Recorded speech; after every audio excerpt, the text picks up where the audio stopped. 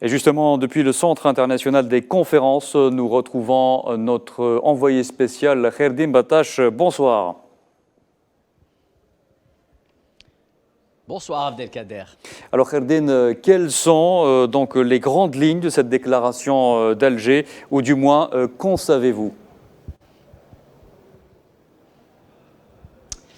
Oui, Abdelkader, une déclaration d'Alger qui sera soumise à approbation des chefs d'État et de gouvernement du GECF, donc demain, samedi, lors d'une réunion très importante, scrutée par les yeux du monde entier. Mais je ne vais pas exagérer si je vous disais que cette mouture finale de ce document est l'un des secrets les mieux gardés au monde aujourd'hui, même si l'on peut, ici à travers nos différents débats avec les experts au sein de ce 7e sommet du GECF, l'on peut deviner un peu les grandes lignes, les prémices de ce document donc, qui sera discuté demain.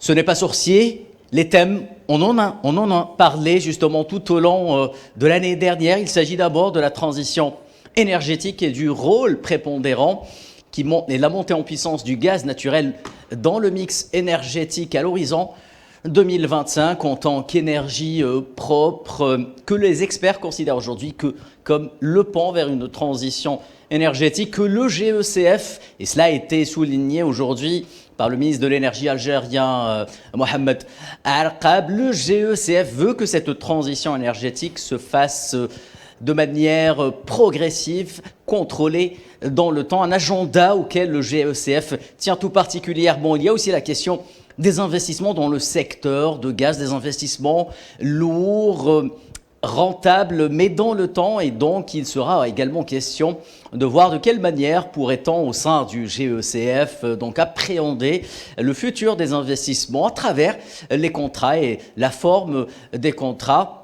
On a pu constater également la montée en puissance du continent africain au sein de ce GECF. L'on peut peut-être spéculer que cela sera également discuté demain. Le GECF compte, à l'heure où je vous parle, 9 membres du continent africain. C'est le continent le mieux représenté de ce forum. Il reste également, et cela a été également souligné lors de la réunion d'aujourd'hui, la manière dont les pays producteurs devront se concerter, discuter dans l'avenir d'ici 2050 avec les pays consommateurs de gaz. Le dialogue et la concertation entre ces deux principaux parties prenantes autour de l'industrie du gaz naturel revêt un caractère également important. Et l'on imagine ici que cela sera soumis également à approbation et sera sur la table des chefs d'État et de gouvernement du GECF. Donc je rappelle le rendez-vous dans la matinée de demain, samedi 2 mars.